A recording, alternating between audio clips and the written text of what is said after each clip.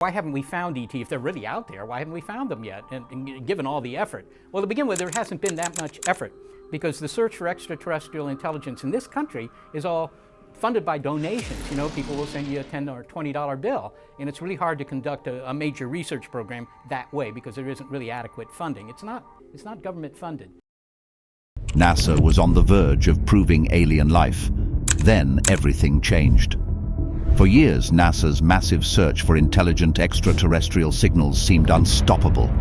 They were closer than ever to undeniable proof, until without warning, they shut it all down. No explanation, no answers, just silence. Why would they abandon the search when they might have been on the brink of the greatest discovery in human history? What did they find, or what found them? Stay tuned as we uncover the shocking truth behind NASA's sudden decision and why it might confirm that an alien invasion is already on its way to Earth. In 1992, NASA launched a massive program called the Microwave Observing Program. This wasn't just a small project. It was a bold plan to scan the skies for techno-signatures, which are basically signs of advanced alien technology. With powerful radio telescopes at their disposal, scientists were on the hunt for signals that could confirm we're not alone. For the first time, this search had the full backing of the US government, and the field gained a level of credibility it had never seen before. For researchers, this was the golden ticket they'd been waiting for. Before we delve into this, it's clear that the truth behind NASA's sudden decision is far more unsettling than anyone expected, and what we uncover next will completely change your perspective. But the celebration didn't last. Less than a year later, Congress pulled the plug on the program, citing budget concerns. They argued that spending millions of dollars on a search for extraterrestrial life was a luxury the country couldn't afford. In truth, though, the decision wasn't just about money.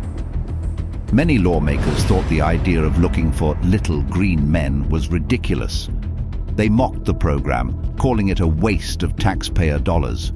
It's clear that their decision reflected more than just budget cuts. It highlighted a deep discomfort with exploring something so speculative. This was a painful blow to the scientific community. The cancellation of MOP exposed a tough reality. Big, curiosity-driven projects often face an uphill battle. If there's no guaranteed outcome, people are quick to dismiss them as unnecessary. The political climate at the time didn't help either. NASA was already under pressure to justify its spending. High-profile missions like the Hubble Space Telescope were costing a fortune, and programs like SETI, with no immediate results, were seen as an easy target to cut. When NASA stepped away, the search for intelligent life didn't die. Instead, it moved into the hands of private organizations and donors. The SETI Institute, a non-profit group, became a major player in keeping the dream alive.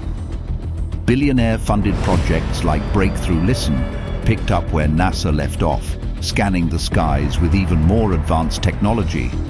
But no matter how ambitious these efforts were, they couldn't match the scale and resources that NASA had brought to the table. Losing government support left a huge gap that's still felt today. Fast forward to today, and things are starting to shift again. The discovery of thousands of exoplanets, planets orbiting stars outside our solar system, has changed the game.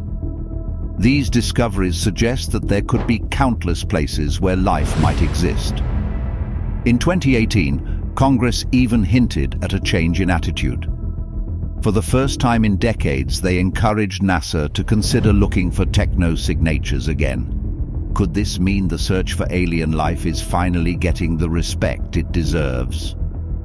The renewed interest in SETI isn't just about finding aliens, it's also about tackling some of the biggest questions humanity has ever faced.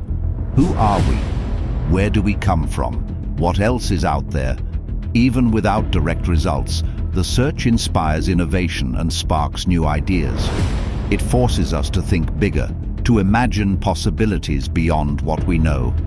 And let's not forget the technological breakthroughs that come with it. The tools developed for SETI have applications far beyond astronomy, pushing science and technology forward in unexpected ways. Looking back, NASA's decision to step away from SETI in the early 1990s feels like a missed opportunity. Sure, budgets were tight, but cutting such a forward-thinking program seems short-sighted now. Some of humanity's greatest achievements, like landing on the moon or mapping the human genome, started as wild ideas with uncertain outcomes. The search for extraterrestrial intelligence fits right into that category. It's ambitious, it's risky, but it's also incredibly important. Today, the search for intelligent life is at a crossroads. Private efforts have kept the dream alive, but without consistent government backing, progress is limited. Imagine what could be accomplished if NASA fully returned to the field with all its resources and expertise. As technology continues to advance, the search is becoming more sophisticated and less like a shot in the dark. The possibilities are exciting, but they're also a reminder of what could have been if priorities had been different decades ago. The search for alien life isn't just about finding other civilizations. It's about understanding ourselves and our place in the universe. Every signal we scan, every exoplanet we study, brings us closer to answering questions we've been asking for centuries. And even if we never find concrete evidence, the pursuit itself is valuable.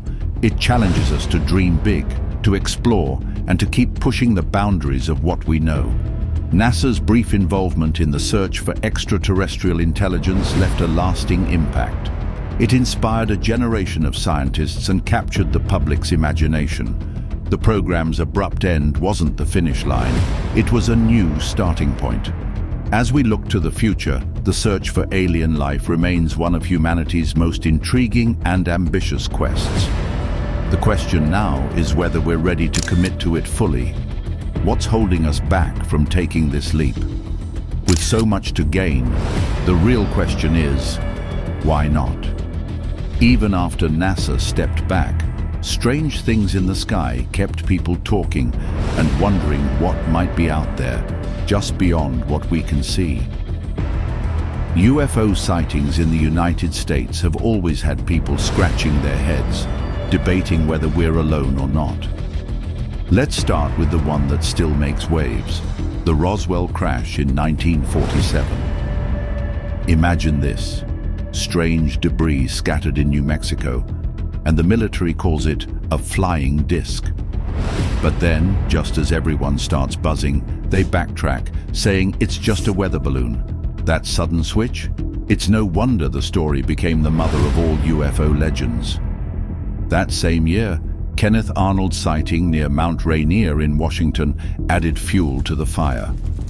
On June 24th, Arnold, a private pilot, spotted 9 shiny objects darting across the sky, moving faster than anything he'd ever seen. He described their movement as like a saucer skipping on water, and just like that, the term flying saucer was born. Was it advanced tech or something out of this world? Fast forward to 1951, and the Lubbock Lights started making headlines in Texas. Witnesses, including college professors, watched formations of glowing lights zip across the night sky. They even managed to snap some photos that quickly spread nationwide.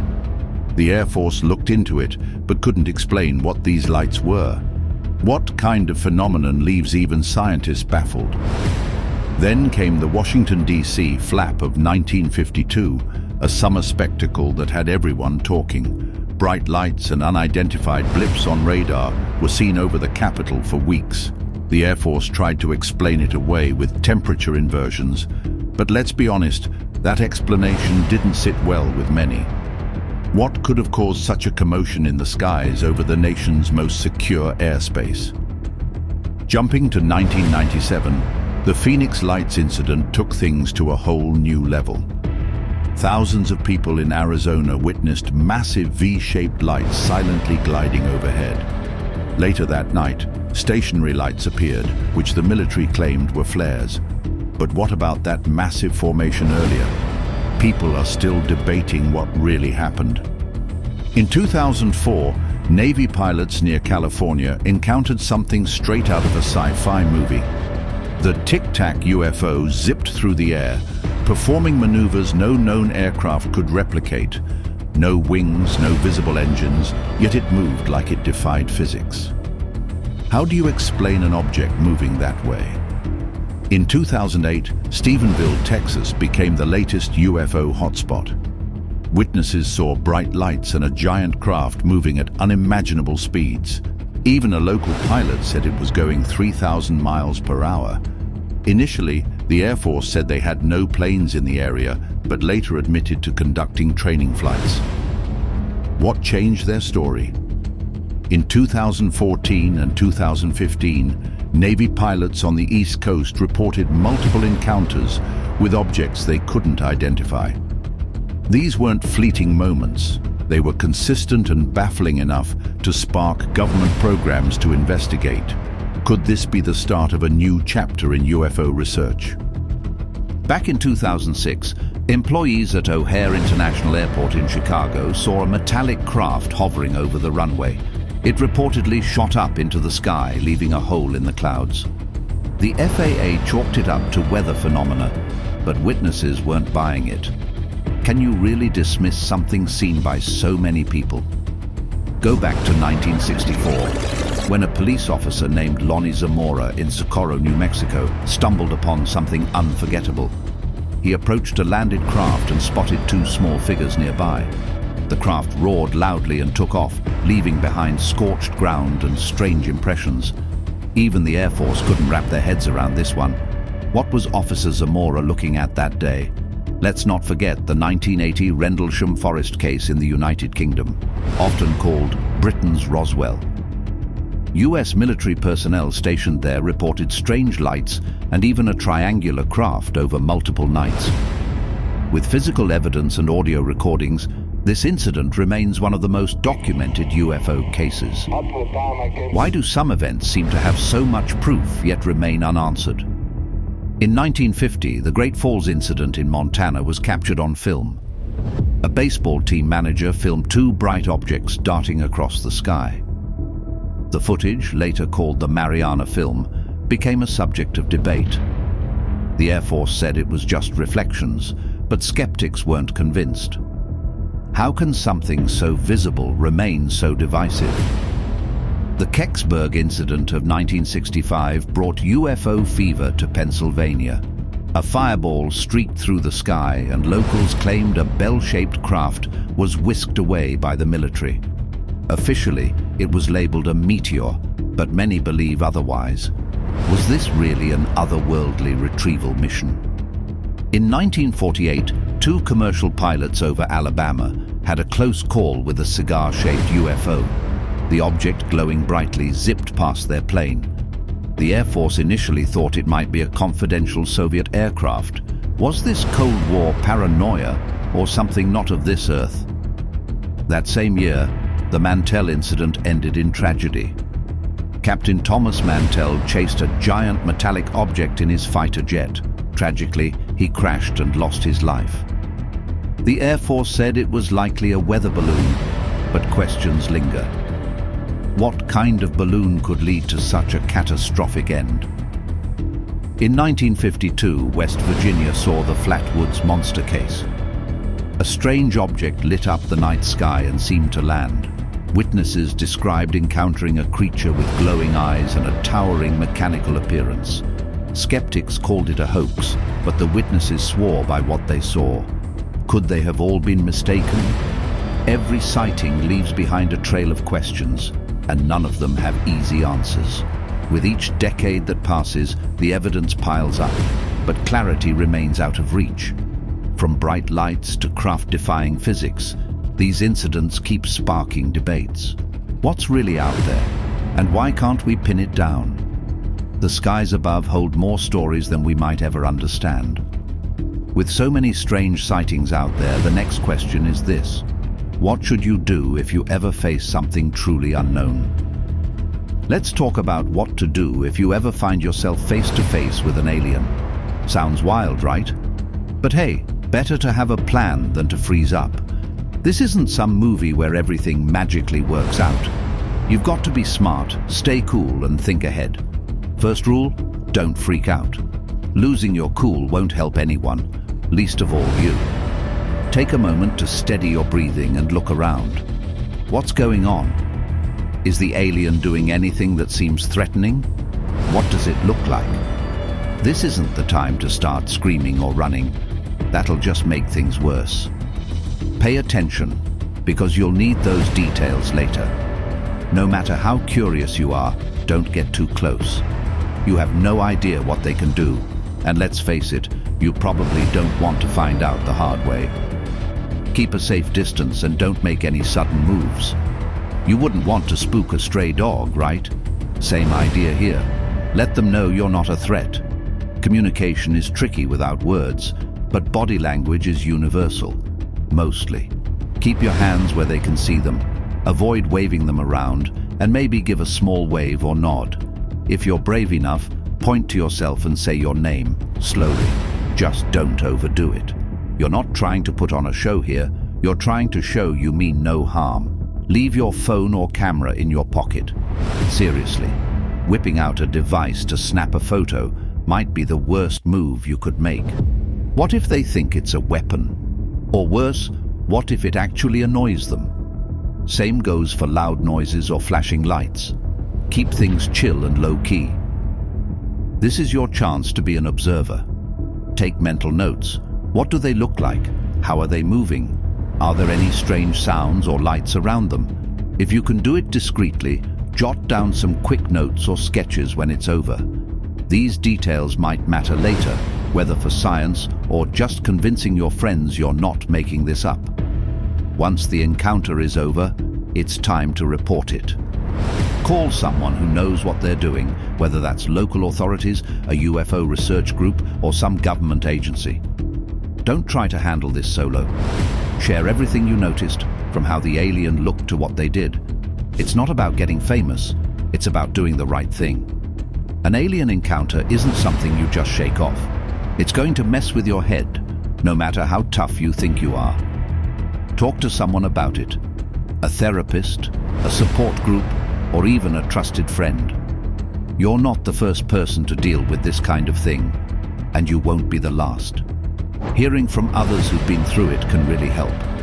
Finally, do some homework.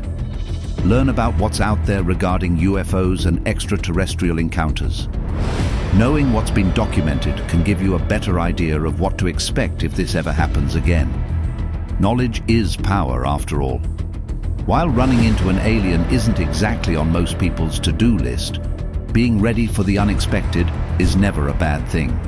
Stay calm, stay smart, and maybe, just maybe, you'll have a story worth telling, as long as you play it right. And remember, the next time you're staring at the sky, maybe someone's staring back. What will you do then? Every new discovery in space brings us closer to answering big questions, as faraway planets might hold clues that change how we see the world. When you think about planets beyond our solar system, it's hard not to imagine if something out there might actually be alive. Scientists have been hunting for signs of alien life for ages, and now they're zooming in on exoplanets that could have what it takes to host life. These worlds, sitting in just the right spots around their stars, could have temperatures perfect for liquid water. And where there's water, life might not be far behind. Take K2-18b, for instance. This planet is massive, about 8 times the size of Earth, and it orbits a star 120 light-years away. The James Webb Space Telescope picked up hints of carbon-based molecules in its atmosphere. A big deal since carbon is key to life as we know it. There's even evidence that it might have a thick, hydrogen-rich atmosphere and a watery ocean below. Could this be a stepping stone to finding alien microbes, or is it just another dead end? Then there's Kepler 186f, a smaller planet that's the size of Earth, but lives much farther away at 500 light-years. This one's in the habitable zone, basically the sweet spot where water could stick around without freezing solid or boiling away. It gets about 1/3 of the sunlight we do here, so imagine a twilight world where things might just be calm enough for life to get a foothold. But could life really handle such dim conditions? Proxima Centauri b is a fan favorite because it's practically next door, just over 4 light-years away. Its orbit around a red dwarf star means it could theoretically support life. But here's the catch. Red dwarfs are temperamental. They're known to spit out violent flares that could fry any atmosphere a planet might have. And if Proxima b's tidally locked, with one side always facing its star, it might be a scorcher on one side and a frozen wasteland on the other. Could anything survive such extremes? Now, the TRAPPIST-1 system is where things really get wild. This star system, 40 light-years away, boasts 7 Earth-sized planets, and 3 of them, TRAPPIST-1, E, F, and G, might just have what it takes to support life. Their star is a faint red dwarf, so these planets huddle close to soak up any warmth. But being so near means they're at risk of losing their atmospheres to stellar radiation. If they've managed to hold on, though, could there be alien oceans lapping at their shores? Another solid candidate is LHS 1140b, a hefty super-Earth about 40 light-years away. This planet's dense, with a thick atmosphere that might be perfect for keeping water liquid. It's close enough to Earth for us to take a good look at it with our telescopes, making it a top pick for future studies. Could it be the smoking gun we're looking for, or just another giant rock with no life to speak of? Here's a curveball. Hycean worlds. These aren't your typical Earth-like planets. They're bigger, hotter and covered in water with hydrogen-heavy atmospheres. Despite surface temperatures that can hit 200 degrees Celsius, they might still host microbial life in their oceans. These planets widen the scope of where we're looking for life. But could something so alien really support anything familiar to us?